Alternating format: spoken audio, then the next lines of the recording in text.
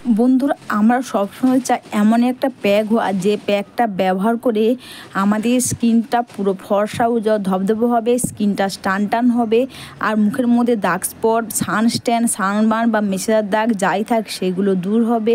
Hello বন্ধুরা, আশা করি তোমরা সবাই ভালো আছো। বন্ধুরা, আলুর সঙ্গে একটা জিনিস মিশিয়ে লাগালে আমাদের মুখের মধ্যে দাগ ছোপ যাই থাক সেগুলো দূর হবে। তাছাড়া মুখের মধ্যে মেচেদার দাগ, সানস্ট্যান, ফাইন লাইন সব কিছু দূর হবে, স্কিনটা ফর্সা উজ্জ্বল চকচকে হবে, স্কিনটা টান হবে। আমি এখানে আলু নিয়েছি, আলুটা নিয়ে এইভাবে ঝাড়ি দিয়ে এবার ঝিরঝির করে নিচ্ছি। এর রসটা আমি বের করে নেব। অবশ্যই বন্ধুরা তোমরা ভিডিওটা স্কিপ না করে পুরো ভিডিওটাই দেখো শেষ অবধি।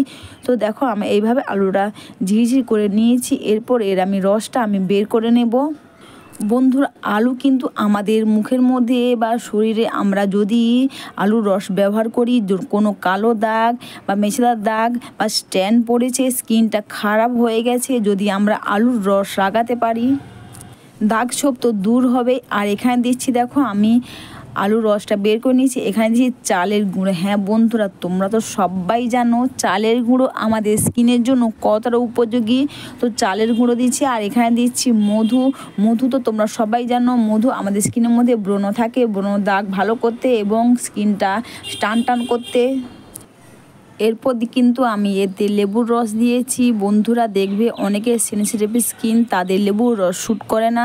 তোমরা কিন্তু লেবুর রসের পরিবর্তে তোমরা গোলাপ জল ব্যবহার করবে। মুখটা আমি নর্মাল ওয়াটার দিয়ে ধুয়ে এসে তোমরা ফেস ওয়াশ বা নর্মাল ওয়াটার দিয়ে মুখটা ধুয়ে নেবে। আর এরপর এই প্যাকটা পুরো মুখের মধ্যে, মুখে, গলাতে লাগিয়ে নেবে।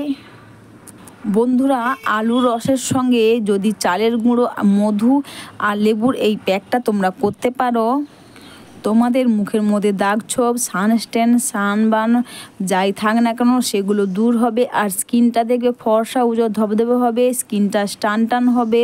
অবশ্যই বন্ধুরা, ভিডিওটা তোমাদের ভালো লেগে থাকলে তোমরা কিন্তু কমেন্টস করে অবশ্যই জানিও, আর একটু লাইক সাবস্ক্রাইব করে আমার পাশে দেখো। আর তোমরা এই প্যাকটা পুরো মুখের মধ্যে লাগিয়ে নেবে, মুখে, গলাতে লাগিয়ে নেবে। তাছাড়া এখন তো গরম পড়ে গেছে, গরমে যদি বন্ধুরা তোমরা এই প্যাকটা করতে পারো দেখবে খুব ভালো কাজ দেবে।